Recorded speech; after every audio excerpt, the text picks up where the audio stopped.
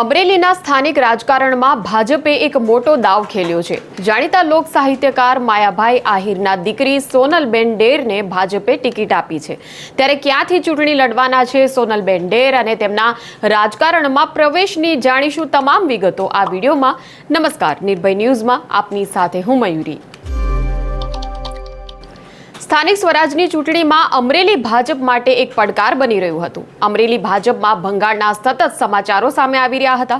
અમરેલીના સ્થાનિક રાજકારણના નેતાઓ, જિલ્લા પંચાયતના સભ્યો પોતાની નારાજગી દર્શાવી પક્ષપલટો કરીને કોંગ્રેસ તથા આમ આદમીમાં જોડાઈ રહ્યા હતા અને ક્યાંક એવું પણ લાગી રહ્યું હતું કે અમરેલીના સ્થાનિક રાજકારણ પરથી ભાજપની પકડ ધીમે ધીમે છૂટી રહી છે। પરંતુ એવામાં હવે અમરેલી માટે મોટા સમાચાર મળી રહ્યા છે કે જ્યાં માયાભાઈ આહિરના પુત્ર જયરાજ આહિરના જ્યાં રાજકારણ પ્રવેશની ચર્ચાઓ ચાલી રહી હતી, પરંતુ તેની વચ્ચે માયાભાઈ આહિરના પુત્રી સોનલબેન ડેરને ચૂંટણી લડાવવાનો ભાજપે નિર્ણય લીધો છે।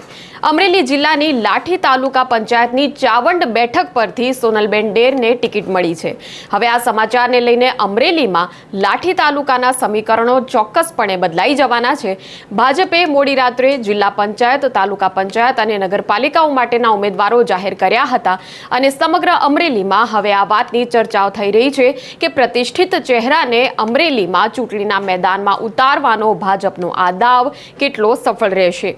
ગુજરાતના રાજકારણમાં પ્રવેશવાની વાતો જ્યારે એક તરફ જયરાજ આહિર માટે થઈ રહી હતી, પરંતુ તે પહેલા સોનલબેન ડેરને ટિકિટ આપી દેવામાં આવી છે। એટલે ફક્ત અમરેલી જ નહીં પરંતુ સમગ્ર સૌરાષ્ટ્ર ઝોનના સમીકરણો પર આ વાતની અસર પડી શકે છે અને એ સવાલ પણ ચર્ચાઈ રહ્યો છે કે શા માટે જયરાજ આહિરને ટિકિટ નથી આપવામાં આવી। તો હવે વાત કરી કે સોનલબેન ડેરની સામે કોણ લડવાનું છે। સોનલબેન ડેરની ટક્કર લાઠીની આ ચાવંડ બેઠક પર કોની સાથે થવાની છે તેની વાત કરીએ તો કોંગ્રેસે ચાવંડ બેઠક પરથી શાંતુબેન જગાભાઈ ડેરને ચૂંટણીના મેદાનમાં ઉતાર્યા છે। એટલે ડેર વર્સિસ ડેરનો જંગ આ ચૂંટણીમાં બેઠકમાં જોવા મળવાનો છે। ગઈકાલે જ કોંગ્રેસના મહિલા અગ્રણી અને મોટા નેતા જેનીબેન ઠુમરની હાજરીમાં શાંતુબેન ડેરે ઉમેદવારી ફોર્મ ભરી દીધું હતું અને આ સાથે જ સમગ્ર લાઠીના સ્થાનિક રાજકારણમાં ગરમાવો વધુ તેજ બન્યો છે। વાત કરીએ તો અમરેલી તાલુકા પંચાયત માટે 17 ઉમેદવારો જાહેર થયા છે। ધારીમાં 16, સાવરકુંડલામાં 8 ઉમેદવાર જાહેર થયા છે। બગસરામાં 16 ઉમેદવારોને મેદાનમાં ઉતારવામાં આવ્યા છે। લાઠી તાલુકા પંચાયત માટે 16, રાજુલાની વાત કરીએ તો 20 ઉમેદવારો મેદાનમાં છે। કુકાવાવ માટે 16 ઉમેદવારો જાહેર થયા છે। જાફરાબાદમાં 16 ઉમેદવારો, બાબરામાં 18, ખાંભામાં 14, લીલિયાની તાલુકા પંચાયત માટે 13 ઉમેદવારો જાહેર થયા છે અને ચૂંટણીનો માહોલ અમરેલીના રાજકારણ માટે હવે વધુ ગતિશીલ બન્યો છે।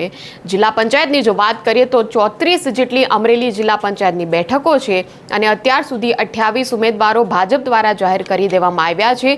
પરંતુ તેમ છતાં હજુ પણ ઘણી એવી બેઠકો છે કે જેમાં ટિકિટ વિતરણમાં ક્યાંક આંતરિક ચર્ચાઓ અને ગોઠવણો એ યથાવત જોવા મળી રહી છે।